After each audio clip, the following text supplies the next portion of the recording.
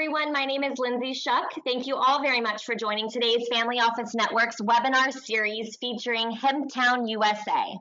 Before we jump into the presentation, I would like to give a brief introduction to our speaker, Eric Gripentrog, CEO. Eric has worked in the consumer packaged goods industry for 27 years. He worked for the Kellogg Company for 25 years in several different roles, both domestically and internationally, and most recently leading Panera Bread's CPG division. While leading the Panera Bread CPG business unit, he grew this division double-digit in both top-line and bottom-line performance. His CPG division outperformed all other Panera business units and functions. While at Kellogg, Eric has led several different businesses with full P&L responsibility. He conducted business turnarounds, implemented a startup business unit, integrated and restructured business units and functions, and developed visions, growth strategies, and plans to deliver a profitable, sustainable business. Eric is known as a change leader, a creative problem solver, while being tenacious at delivering results and building the proper infrastructure and team. At the end of today's presentation, we're going to have time for Q&A. We encourage all of your questions. Please use your questions chat option on your screen to send over those questions so Eric and his team can answer them accordingly. Thank you, Lindsay. First, appreciate the opportunity to present to the Family Office Network and allowing Hemptown to share a little bit insight on our business and what we're accomplishing. So we appreciate that opportunity. A little bit of background. So Hemptown USA is obviously a hemp-derived company, and our goal or our vision is to really be that leading and most innovative cannabinoid company within the space. And if we're going to do a true comparison, it's really, we want to be that Procter and Gamble of the industry. And I'll get into a little bit more details as to what that looks like and why are we setting that vision as our beacon for Hemptown USA. So the agenda that we'll cover here in the next, call it 30 to 40 minutes, and we'll leave the Q&A open at the end, is, who is Hemptown? Who are we as a company? Why are we striving to be this Procter and Gamble of the industry?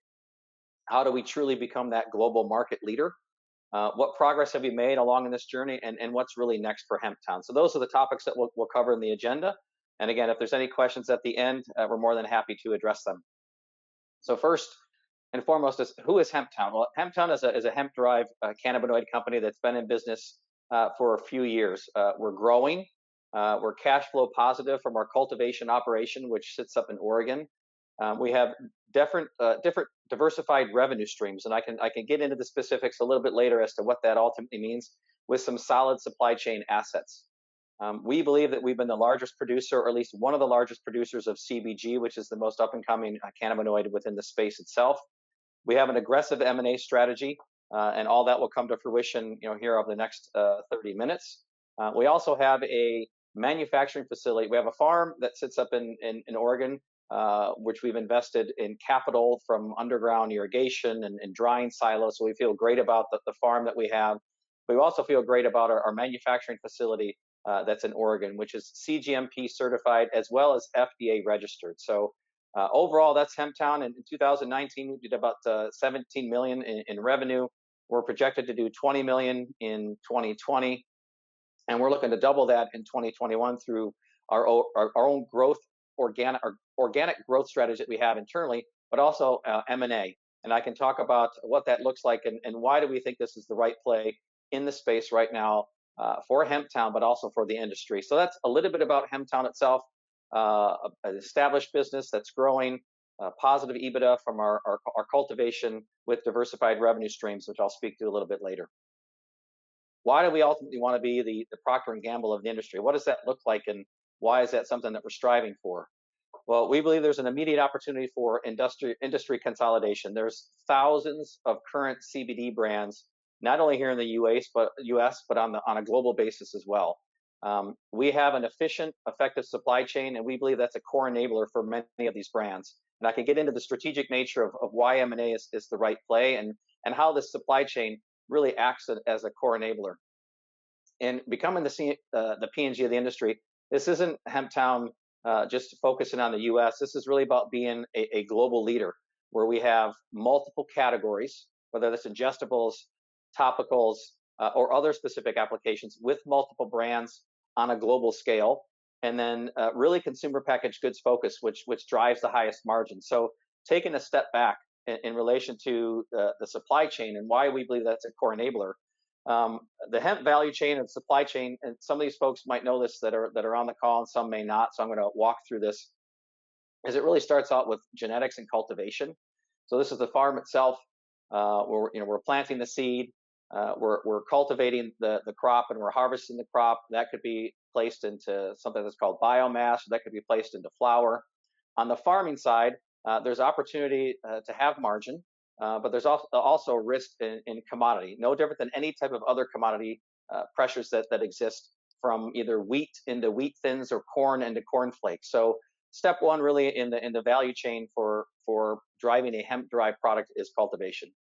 That product is then handed over to processing, no different than processing other specific products such as olive oil or canola oil, where you take the biomass, you process that specific product either into a liquid form, which is called distillate, or into a powdered format, which is called isolate.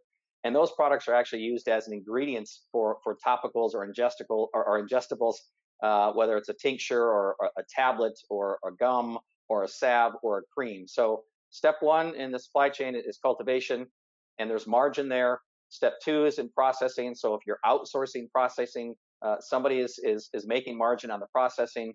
Once you have those ingredient products, whether it's a distillate or isolate, that product is then placed into specific products in a manufacturing process. So in this specific case, you might be taking a powdered format and placing it into a tablet, or a liquid format and placing it into a topical.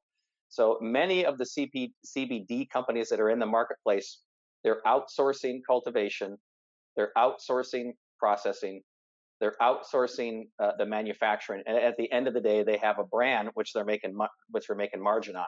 So in the very bottom is the brand side, and that's really I think most controllable aspect of owning the brand, and how you distribute the brand, how you say it, how you market and sell the brand, and the aspects. So each of these steps along the way, there is margin every step of the way. If you are a CBD brand and you're outsourcing the cultivation and outsourcing the process and outsourcing the manufacturing, there is margin to be had, but there's also margin, much larger margin to be had if you control the entire supply chain. So if you look on the left-hand side of the page, obviously there's lower margin from the kind of the cultivation, the processing side, and higher margin on the brand and distribution side. So we believe that there's value in every step of the way, and it's a significant opportunity for Hemptown. In relation to becoming the global leader, we're not just solely focused on the U.S. We're focused on a global scale, and not just with tinctures and gummies, which seems to be the primary product categories within the current portfolio, but on a much broader scale. And I'll get into exactly what we're doing to be on leading edge in relation to the categories that we're participating in. So how do we do it? How do we ultimately become that global leader? It's nice to know that there's a supply chain behind consumer packaged goods. So how does Hemptown ultimately do that? I think first and foremost, we have 5 specific growth strategies to become that market leader. The first is to complete the integrated supply chain, and I'll walk into the specifics as to what we currently have and what we're looking to do to complete that supply chain. The second is to execute a buy versus build approach. I'll talk to you as to what that looks like for Hemptown, where we are in relation to progress that we're making on a buy versus build approach.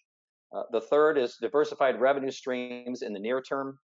The fourth is really leveraging brands to provide unique innovation to the marketplace. So that's part of the M&A strategy, or the M&A approach to get there. And last is to really execute a go public strategy. So I'll highlight each of these 5 growth strategies as to why we believe these are so critical for us to become that global market leader. So progress that we've made. Well, what progress have we made in relation to completing the value chain? So anywhere that you see a check mark is where we believe that we have this under Hemptown. So we have a farm, and we've invested heavily in cultivation in Oregon with the ability to descale or increase in scale based on that. So what I mean by capital investments, well, we've secured cultivation for Hemptown for the last 3 years. We've invested heavily in underground irrigation systems, in drying silos to ensure that we can not only cultivate, but we can also harvest the crop there. So we feel very strongly that we're second to none in relation to our genetics partnerships, but also our cultivation capabilities.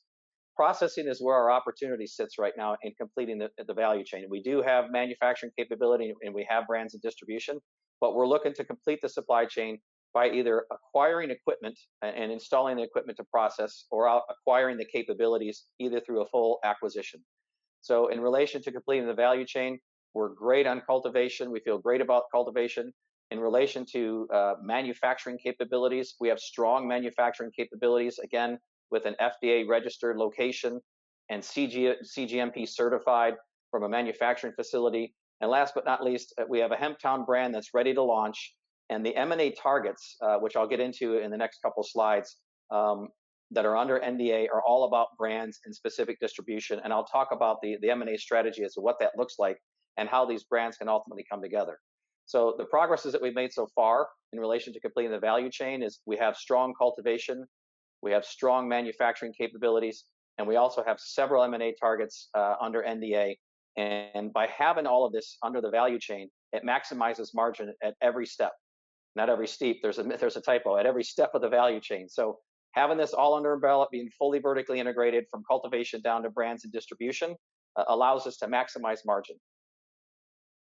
So what progress have we made in relation to M&A or buy versus build? Why would we go out and buy companies versus build companies? So this is an example. We have 10 companies or more. We add them almost on a weekly basis that are under NDA regarding a consolidated effort to truly be part of the Procter & Gamble of the industry. So in this specific chart, you'll notice a company A would have distribution in C stores and vending and be targeted to a specific geography.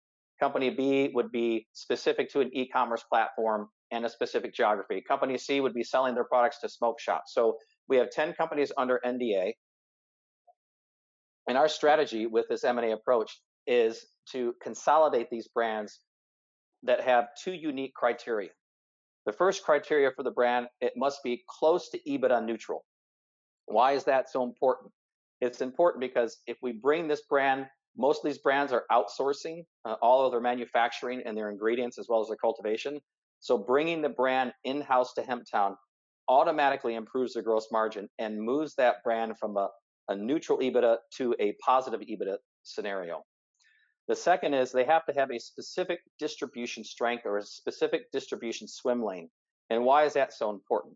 That's because the amalgamation and the consolidation of the brands allows that brand to exponentially expand distribution and exponentially grow their top line.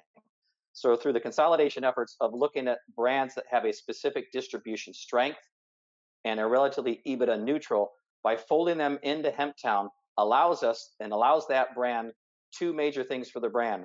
One, improving margin and becoming EBITDA positive, and two, exponentially growing their distribution from the consolidation amalgamation efforts of multiple brands, which drives the top line. So that double effect in the P&L does a couple things. One, you're obviously going to have accelerated growth rates at the top line, but also more importantly, you're going to show positive EBITDA. And we believe once we complete our RTO transaction that we would be one, if not the only hemp-derived cannabinoid company in the space or in the industry that's publicly traded with positive EBITDA. So our execute, buy versus build from a brand perspective is a bolt-on to our supply chain. And the analogy that I would probably use is we believe that our supply chain is the base and the roots of the tree, and the brands are the branches. So we feel very, very good about the roots and the base of the tree, and we're now talking to companies to be part of those branches. In relation to driving diversified revenue streams in the near term, we know that the M&A approach, the buy versus build approach, isn't something that happens overnight. So in the meantime, we still have to generate revenue. So we've done all of our financial modeling based on our own COGS, our own way of operating. And by having an integrated or a fully vertically supported supply chain really drives 5 different revenue streams. On the right-hand side of the page, you can see that we can go out and we can sell raw biomass. This is basically the crop that's ground up, and we can sell the biomass. We can take that biomass as into the supply chain, and we can have it processed and placed into those powders or those liquids, which is called extracts. And you'll see that the margin contribution per pound of biomass is a 1x for biomass, and then in comparison, the extracts is a 2 to 3x in comparison to biomass. We can also sell smokable flower. So we're heavy in the harvest right now, and we are harvesting flower because there's a 10 to 20-fold contribution margin X versus biomass just in selling smokable flower.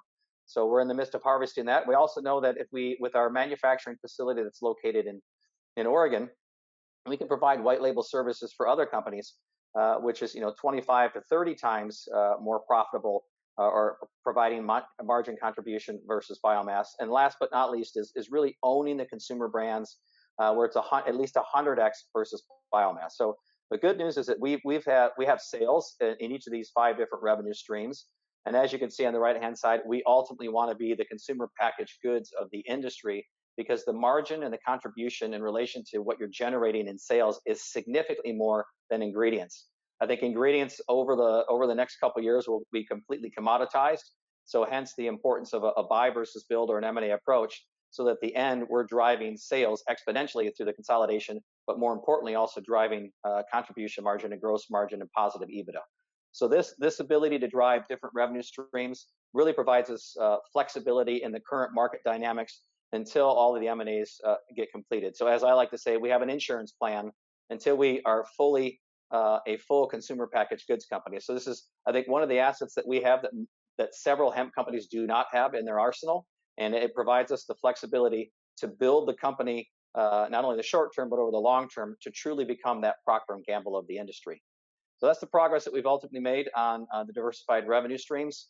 What progress have we made in relation to driving innovation? Well, we believe that we're the world's largest leader in CBG cultivation from our 2019 harvest. We're also cultivating CBD and CBG in 2020. We've commissioned a proprietary market research study at the University of California, Berkeley, and that produced a few things for us. It produced geographic expansion opportunities based on how the consumers will react and accept CBD and CBG products. It also produced an innovation roadmap as to what type of topicals could be launched that are truly functional benefit for the consumer. I won't get into the details too much because it is proprietary, but we're working behind the scenes to ensure that we will be launching innovation into the industry, which is unprecedented and has not been launched yet by any other company. So we feel, I think, in a fantastic place, quite honestly, that we've commissioned this study, and it's part of the M&A to bring in brands to allow that function to be sold through those respective brands. We've built up a 3-year innovation roadmap. One of the categories which is new and robust and rapidly advancing is the hemp smokables category, which we are participating in. Once I mentioned before about the proprietary market research study, we've got great information in relation to skincare health and how CBG can help skincare and what that ultimately looks like for the consumer, but also more importantly from a revenue perspective and a distribution perspective, which drives positive EBITDA. We know that people aren't just going to go out and place CBG on their skin or ingest it. So we know that the brands are key. So again, going back into strategically selecting M&A opportunities to fold brands in under Hemptown allows us that ability to execute against that 3-year innovation roadmap. I think last but not least in innovation is there's some unique distribution opportunities that we're looking to acquire, which is typically not e-commerce or into big box retails. So I won't get into too much of the specifics there, but we believe based on the unique different approach into gaining this distribution can help you own that swim lane and own that distribution opportunity. But more importantly, what it does is you'll ultimately be the category leader and the owner of that respective channel. So great things in the works in relation to the sales and distribution opportunities with a couple specific M&As that we look to have across the finish line here shortly. So I think great progress that we've made so far in innovation is really being the leader in CBG. We're also harvesting CBD and CBG this year. Our commissioned study, which gives us unique research information as to how to build out that 3-year innovation roadmap, which is not only about the topicals, but also about the smokable category. And we believe that we've got I would say, fairly unique and differentiated opportunities for distribution sales opportunities. What progress have we made in relation to, I think this is the fifth growth strategy, and why this is important about the go public? Well, we announced our RTO with the TSX listed CPC on September 9th, and we're in the process of completing our 2019 and 2020 audits, which are ultimately necessary to go public. We're anticipating this closing in early Q1, probably sometime in January or February is the current estimate. And we've got current financing opportunities available, which is really the purpose of this call. So if I go back to the 5 growth strategies,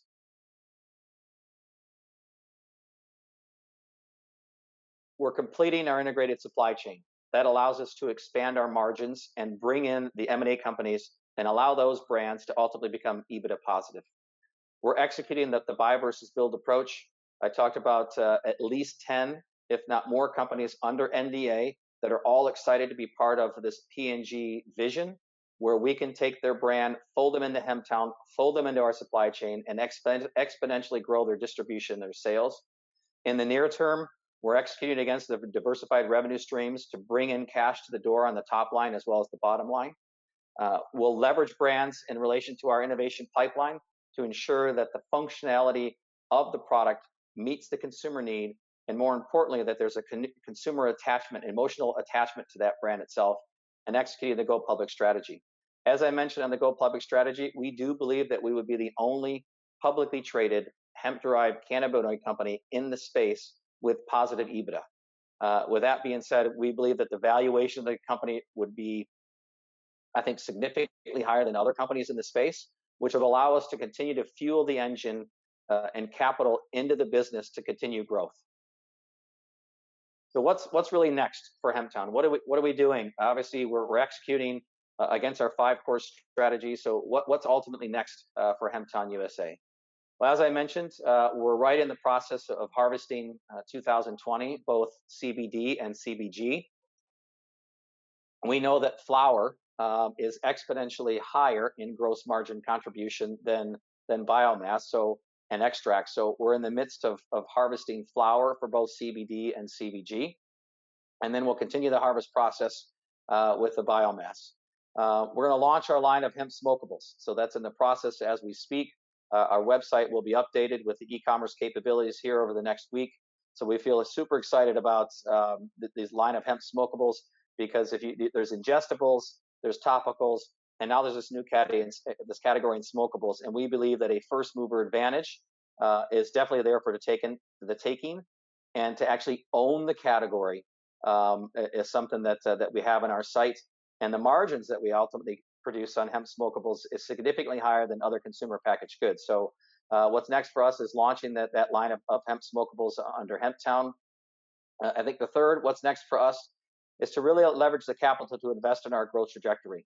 There's a lot of great things that are happening at Hemptown, and the capital will only help us inject those funds into the right areas of the business of sales and marketing to drive those M&A brands to the next level while we're expanding their distribution. We do want to complete the M&As. As I mentioned, we have several companies under NDA, and we're going through the due diligence process with several of those organizations to get these companies across the finish line, and it's part of Hemptown. And I would say it's not just a part of the brand or the distribution, but it's also the people that come along with those companies. There's a lot of great knowledge, passion for these companies, and we look forward to partnering with these folks and having them become part of Hemptown and working together to truly leverage the supply chain, but also take their brand to the next level. I think last but not least, as we're going through all of our audits, our plan is to go public in Q1 of 2021, which really makes an investment right now a great opportunity for the investors that are interested. So that's really what's next for Hemptown. Again, we want to be the leader in the industry, and it's not just a leader in the U.S. or it's not just a leader in Canada, but it's a leader on global scale. And becoming that Procter and Gamble is really our vision and our beacon, to have multiple categories in multiple brands in multiple geographies. So that's the 20 to 30 minute overview of Hemptown, who we are, what we're doing, why we're getting there, how we're getting there, and then ultimately, at the end of the day, if you want to grow with Hemptown, you can contact Mark Golden at the Family Office Network, or send an email to info@hemptownusa.com. So with that, I'd like to open it up for questions. Eric, thank you so very much. For Q&A, everyone, please use your questions chat option on your screen to send over questions so we can go ahead and get those answered for you. Eric, I'm just going to jump right into it here if that's okay with you. First question from Rich. What percentage of the revenue did CBG account for, and what is your production cost per gram of CBG? Zane, are you there? I am here. So I'll give you a, sorry, a second, let me just turn my camera on. All right, Zane is our VP of Corporate Finance for Hemptown, so I've also asked Zane to join me in answering questions on the Q&A. Yeah, so CBG has represented, I'd say approximately, or will at the end of, on a pro forma basis for 2020, represent approximately 60 to 70% of our total revenue on a consolidated basis. For the cultivation facility, our cultivation operation in Southern Oregon, on an isolated basis, it will represent nearly, I'd say probably around 80% of total revenue for 2020. In terms of cost per gram, I can't give you a solid number, but I can give you a per pound number, and it's somewhere between $8 to $10 a pound for a combined flower and biomass. The reason I can't give you a per pound number or a per gram number is because historically, unlike a lot of companies, we do not do our own processing currently. I think last year we did intend to purchase or build our own processing facility, but in the end, it seemed to be the right decision not to. When we were farming last year, the cost to toll process was around $20 per pound, input pound of biomass. But today, that same cost is well below $5 to get to isolate or distillate. And because of that, it represents that the market has become quite commoditized when it comes to processing. There were a lot of processing facilities built in the US. And then alongside that, the technology has rapidly evolved. So we feel pretty good about the fact that we didn't build processing. So just to kind of link back to your question, the reason that it's difficult for me to give you a per gram price when it comes to isolate or distillate to produce is primarily because we do use partners. So it is a varied price depending on it. I think towards the end of this year, we'll be able to do an analysis looking at all the different partners that we used, and then be able to be able to produce a solid number. But that's where we're at today. Yeah, Lindsay, I'm going to add to that. Thanks, Zane.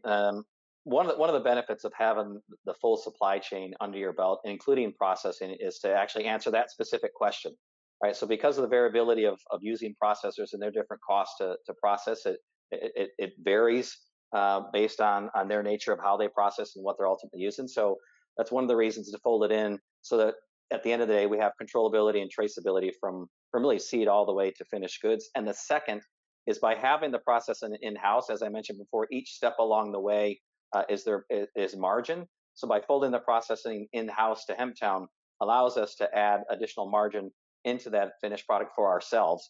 So at the end of the day, and this is no different than Procter & Gamble, is that we want to be the lowest cost producer. And that lowest cost producer in servicing your respective brands allows you to really, I don't want to say dictate or own the market, but allows you to help set what the pricing parameters and the promotional parameters are for those respective products. So again, it's a reinforcement for finishing that one leg of the stool, if you will, in relation to the supply chain by adding the processing capabilities or acquiring the processing. And ultimately, at the end of the day, it's to have the lowest cost and the highest margin and full traceability and controllability. So thank you for the question, Rich. I'd just like to just add one more thing to that, I guess, just to kind of talk about the numbers. When we say last year our cost to produce was around $10 per pound, that's and when we're talking about flour, we're gonna bring that down quite a bit this year because of capital expenditures we made last year, improvements. But the cost to sell for our CBG flour that we've sold throughout this year from last year's harvest, we've been selling at around $150 per pound. And we're in the process as we bring that product direct to the consumer through various channels in acquiring brands as well as through our e-commerce. That $150 per pound that cost us $10 to produce, and we're making 150, it's going to vastly increase. And if we break it down into individual packages and sell it direct to the consumer, we can make well over $1,000 for that same pound. So we fully expect our margins to vastly increase over the next 12 months. Fantastic. Thank you very much.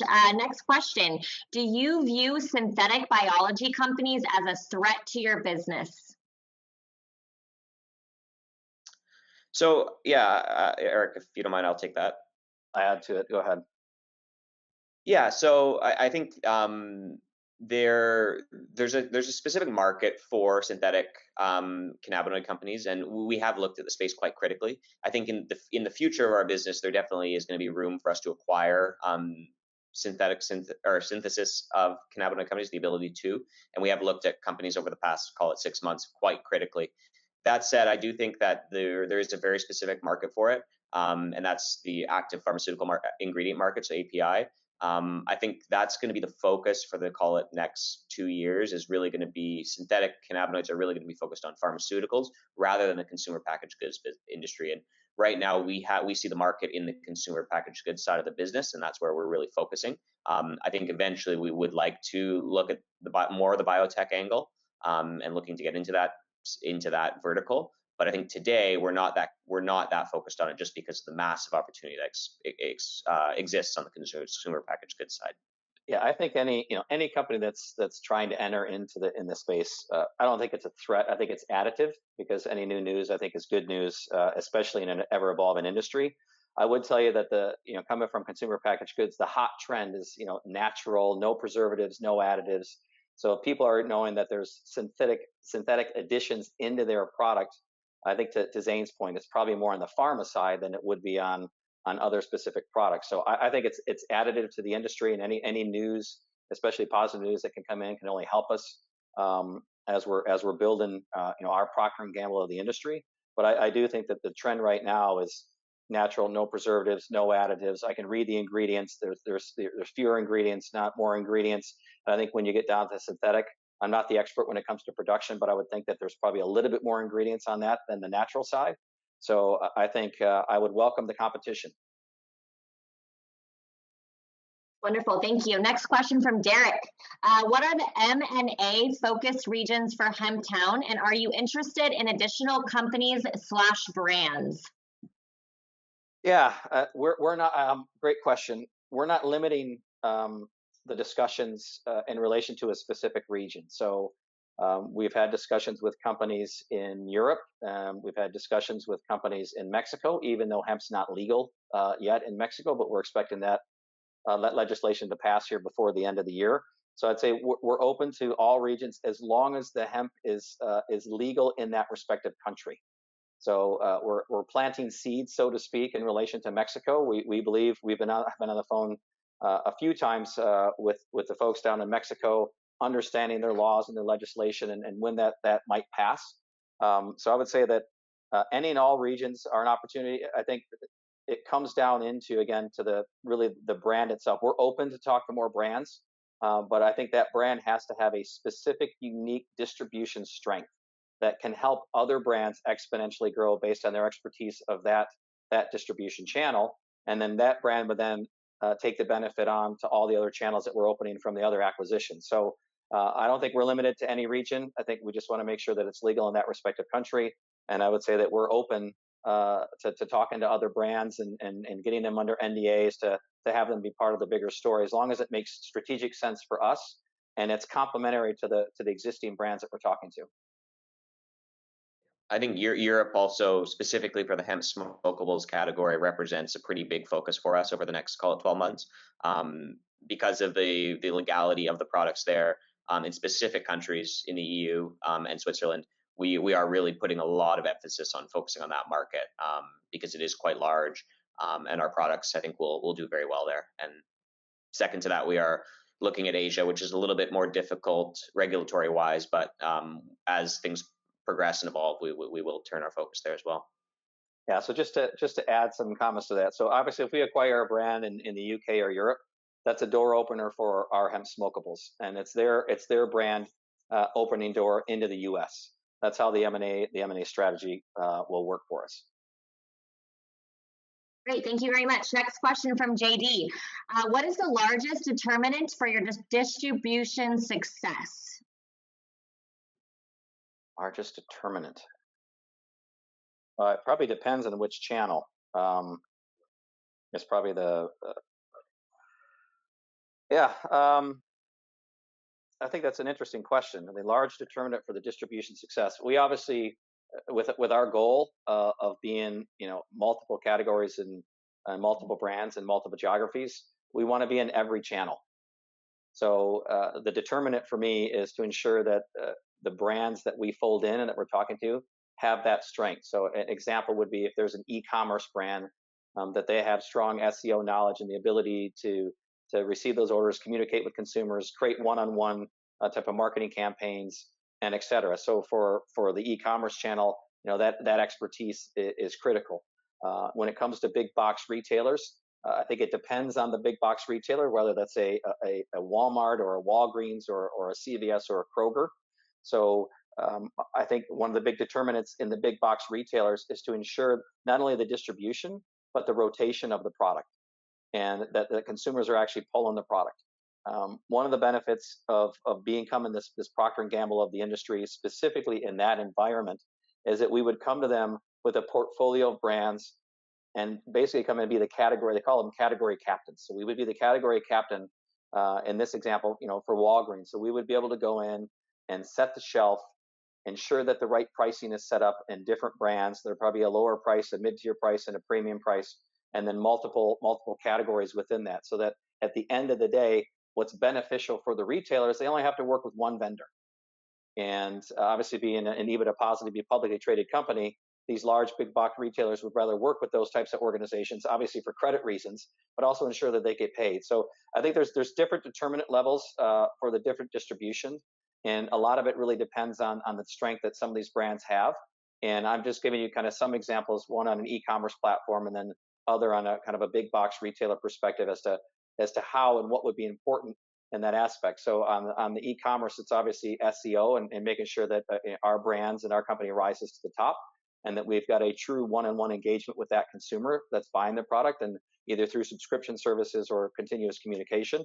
And then the second on the retailer front, it's truly to become that category captain with a multiple of brands, so that we're helping that retailer promote and sell those products, and not only the products themselves, but really the benefit of the CBD and the CBG to the consumers, because there's still an opportunity for generating awareness and education to the consumers that are out there.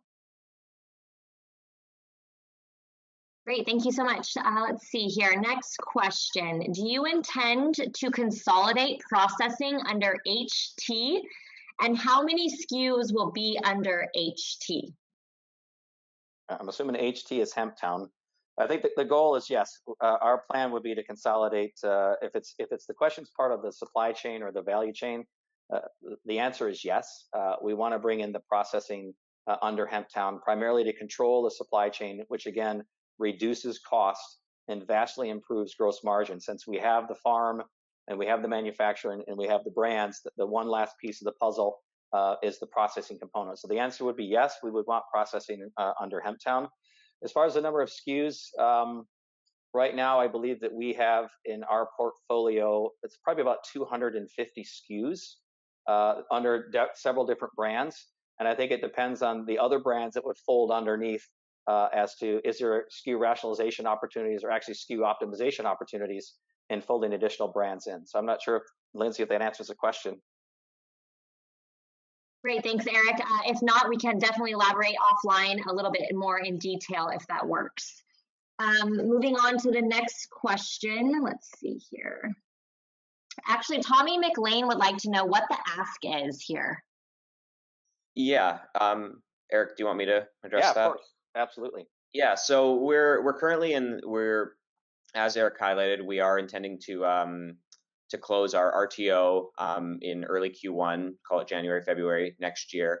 But ahead of that, we do have this pre-RTO, pre-IPO financing open. And we're looking to raise between 5 and 10 million, around 5 million US, at $1.75 US per share, with a $3 or $4 warrant at 3-year warrant, full warrant. That puts the company at about $105 million valuation pre-money, which is basically flat to the last round that we did last summer, where we raised $9.4 million at the same valuation, roughly. So we are looking to, that is kind of the raise, and then in mid-November we're intending to go public on a Reg A financing based upon those same terms, and we're looking to raise between 10 and 15 million on the Reg A financing there. And we are open to discussions for funds and family offices that are looking to write or take a larger position or play a more integral role in the company, and we are open to discussions there. Thanks, Zane. And to kind of elaborate off of that question and just kind of go into another financial question here from Rich, what was the EBITDA for the entire company in 2019, and what's the expectation for 2020, and the valuation for the pre-RTO round, which I believe you were kind of just touching on a little bit? Yeah, so I kind of I indicated on the RTO round. Also, I'll just add to that, our RTO valuation, we're anticipating somewhere to be around $2.15 per share. So that's our intended RTO financing price. That'll be early next year, and that'll be the price that we go public at. Just to kind of take a step back to answer the question. Last year, we did $17.6 million US in top line revenue. We had about a $3 million loss, primarily attributed to a lot of one-off SG&A costs. A lot of those we did two major acquisitions last year. We structured two fairly complicated financings, and there were a lot of legal costs, fees associated with those financings. And just with growing pains with growing that quickly, we had a lot of one-off SG&A. That said, I'll say last year, of that 17.6 million, 11 million of that was directly from the cultivation facility, our farm in Southern Oregon. And that facility actually posted EBITDA of 3.9 million on an unconsolidated basis, if you take that out of the rest of the company. And then our Kirkman facility did the remainder of that revenue, call it just over 6 million in revenue, and almost all of that, and Kirkman was effectively break even. This year, we don't have a lot of those one-off costs. We've brought down our burn quite considerably. We're expecting somewhere between 17 and 20 million in top line. We did have some larger sales that we were expecting fall through directly related to COVID in March and April. But that said, I think we're aside from the one, if you take the one M&A that we're anticipating closing for the end of the year out of the equation, on a consolidated basis, the company will do between 17 and 20 million. With that company, we'll probably do just over 20 million with positive EBITDA. Zane, thank you very much. Next question from Todd. Who is your current competitor comparison in the public market? Yeah, I'd state that Charlotte's Web is probably the nearest competitor that we would be competing against. They're publicly traded, they're vertically integrated, and they focus primarily on their respective brands. I know that their consumer price is quite high. So we believe that, I think through our supply chain, that, again, our goal of being a lowest cost producer would allow us to not only to directly compete, but also to establish more of a category approach with multiple brands than just one brand. Great, thank you. Next question from Jeff Gold. Jeff, I'm kind of going to break this question down a bit here for you. Eric and Zane, he's asking about hemp cigarette companies, and if we think or if you feel that is a market that you're interested in going into. Yeah, so I see Jeff's question here on my screen, and I see he's directly referring to another company that's had quite a run in the hemp cigarette space today, TAAT. TAAT is I'm not going to talk extensively about the company, but I will say that we believe that we have a very superior product that we are getting to the market immediately right now. And I think we're going to be launching in the next day or two, and we'll circulate that to all the participants, so they'll be able to see our product for sale online. But what I do want to touch upon that is we do offer a superior product. We grow all of our own hemp that goes into our hemp cigarettes. And we do have a lot of proprietary technology that's going into the filter tips for flavors, etc. I think there's a lot of products out there that really are subpar, specifically in the hemp cigarette space. And we've really focused on delivering a quality product that has a quality that will kind of speak for itself in the marketplace. Now, I see he's also kind of touching upon M&A, and I think that there's not a lot of established brands, and maybe I'll let Eric touch upon this, but I think one thing in the hemp smokable space that's interesting to me is that there represents a massive opportunity to really own the category.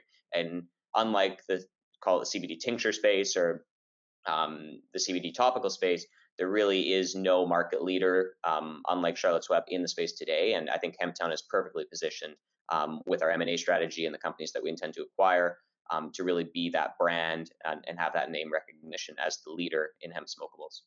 Yeah, I'm going to add a couple things. I'm not sure what the second question is, but I think on the first, the answer is yes. Yes, we're going to be participating in the we'll call it the hemp smokables or the hemp stick category. And I think to Zane's point, that's we had a production run I think about a week or week and a half ago, and that should be up on our website here in the next week. And we believe that we're differentiated versus whatever else is in the marketplace. I think to his point, again, because we control our own supply chain, we know exactly what products going into our specific cigarettes because it's coming from our farm. I can't speak to everybody else that's out in the marketplace, but because of that, through our quality control, we know the type of hemp. We know how to take the product down to the right format to ensure that it runs through the machines properly and that we're delivering at the end of the day a differentiated product. I don't want to speak too much about some of the unique things that we're going to be doing because it'll be proprietary to us. But I feel great about the high-end aspect of what we are producing, what will be in the market, why that will be differentiated versus anybody else in the space. And I guess if there's an M&A question onto this about hemp smokables, I think it still follows the same Procter and Gamble, right? If we can go in and we're the Camel, the Marlboro, the American Spirit of the category, we would rather have multiple brands that we could go in and again be that one-stop shop for and the main channel for hemp sticks or hemp cigarettes is primarily into the convenience store channel. So if we can go in with a multitude of brands, that would be the preference so that we can control that space and really help that retailer market the entire category since it's new. Great, thanks so much. Let's talk a little bit about the FDA. Question a little bit from JD here. Where are the FDA and USDA regulations in restricting or enhancing the hemp industry market growth? And are there any risks with that in place? And you want to take that one? Yeah, so I'd say the market today is quite, the FDA really hasn't come down with any definitive answer one way or the other, but beyond saying that they're not going to put the genie back in the bottle, that over-the-counter sale of CBD hemp-derived cannabinoids really isn't going anywhere. I think the demands are really going to be that any ingestible products are going to be manufactured in a CGMP FDA-registered facility, which is why last year we did acquire the Kirkman Group, and that's their facility in Portland that manufactures our products, and it's fully compliant, CGMP, food grade, and that was really one of the motivating factors for acquiring that facility and acquiring that company. Where I'm going with that, I think, is that the FDA will eventually come down with regulations. I think to date, the status quo has worked for a lot of companies in the space, and while it is preventing full distribution in food, drug, and mass in a lot of major big box retailers, I think at the same time that will inevitably come. And I think on the international basis, if we look at the UK and Europe, there's a massive opportunity there as well, which we're fully capitalizing on because there is a little bit more clarity in the regulations. With respect to the DEA's recent ruling by the DEA or recent guidelines published by the DEA, we're not that concerned, primarily for two reasons. One, we do operate a very compliant farm, so we farm. All of our plants are federally legal below the limit. Because we don't do any of our own processing, we don't actually handle any material that's over the 0.3% because we're not actually processing it and concentrating it, which actually works in our favor currently. That said, we don't believe that DEA regulations will stand. I think as it's been indicated by them, that there is a comment period that's open right now. There is a lot of discussion. There's a lot of legal going on. And I think at the end of the day, it was kind of the language in the rule, in the guidelines, is fairly ambiguous. And I think it comes down to just kind of a misunderstanding or rushing the paperwork out and not really understanding what the intention of the document was. I think at the end of the day, if you read the Farm Bill closely, you understand what the FDA has said to date. At the end of the day, hemp-derived cannabinoids are not going anywhere, and the FDA will retain that and stay true to what the 2018 and 2014 Farm Bills say. Thank you, Zane. Now I'm going to kind of backtrack to something that we a little bit already kind of discussed, which is the ask.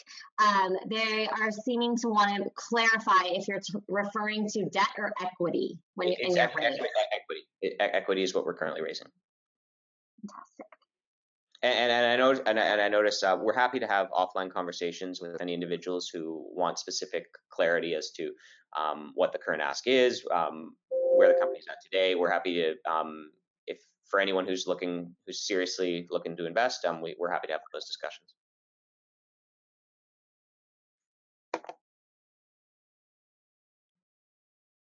Great, thank you. I'm just looking to see if we have any other questions that are kind of pulling through here.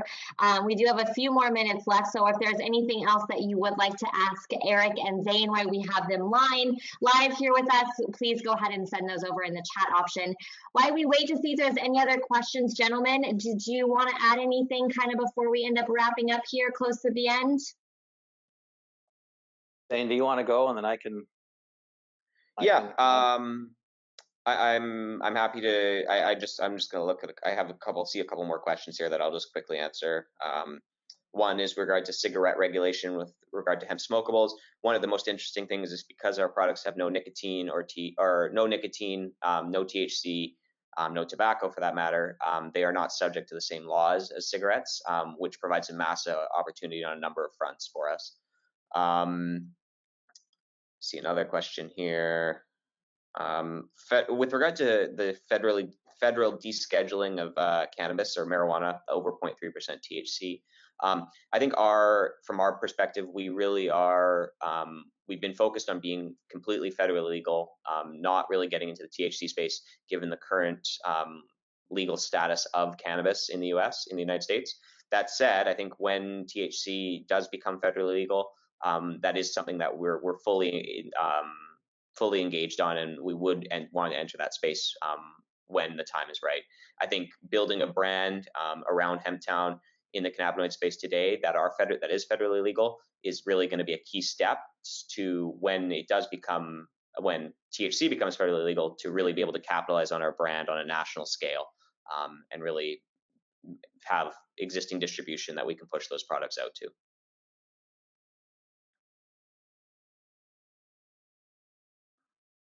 But not till it's federally legal. Yeah, there's a question about the difference between smokables and vape. So smokable would be like a hemp cigarette or the actual flower itself, so the actual natural product. The vape is obviously it's processed into a distillate. So they're going to take the product and they're going to process it down into a liquid, which will be placed into a vape. So that's really the difference. Our initial focus right now is on the smokable side, so that hemp cigarette, that CBD/CBG cigarette, as well as the actual flower itself. And as Zane mentioned, placing the flower itself into a little bag that somebody can smoke has unbelievable margins. So again, it ties right back into if we can get multiple brands into multiple categories with controlling the supply chain. And it's a high margin business that's rapidly growing. So we feel good about, I think, our positioning in the smokable space, but I think we also feel great about our positioning in the marketplace outside of smokables as well.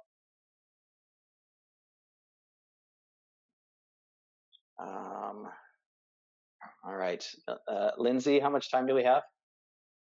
Yeah, we are about 4 minutes away from closing down. So it looks like you got most of the questions here answered. There were some that were very similar to one another. So I think that we did kind of hit all topics. Okay. Yeah, I just, to kind of wrap up and close, I think, Lindsay, we want to thank you for the opportunity, I think for both Zane and myself to be on the call and share a little bit more about Hemptown USA. I think coming from a consumer packaged goods space and a Fortune 500 company, I'm excited to work for Hemptown and to work with the people really from all aspects. I think that the folks that we have at the farm are extremely hardworking, and we have someone that we call the plant whisperer. And for whatever reason, our crop seems to be bigger and larger than everybody else's, and more beautiful. And we might be boasting a little bit, but we feel great. I think about not only our past cultivation and harvest, but also this year's and into the future. I think based on the people that we have there, I also feel great about the the manufacturing capabilities that we have that Zane talked about. The CGMP and FDA registered, and the ability to produce products. But I think I'm more excited to actually take this company to the next level, not only from a go public transaction, but to really be that leader in the industry. And we believe that the buy versus build approach allows us to get there quickly. And it's not so much about, I think, being the biggest and the best, but it's really about doing it the right way and ensuring that we have the right strategic brands that truly complement each other to help the other brands grow in the other channels while folding them into the supply chain to bring those companies to EBITDA positive. So I think in closing, Lindsay, we just want to thank you for the time to present to the Family Office Network. And as Zane mentioned, we're available, I think 24/7 to get on the phone if there's any additional questions with any of the offices, and hopefully come to some type of agreement on how people can invest in Hemptown. Wonderful. Thank you so much for joining us. To all of our attendees, we thank you all very much for joining us, especially. Again, this is Lindsay with Family Office Networks. I will be following up with everyone individually, so if there's anything else that you would like to ask Eric or Zane, I will make sure to get you in direct contact with them. Thank you so much, gentlemen, and we will talk soon. Have a great day. Hey, Lindsay. Thank you, guys. Bye.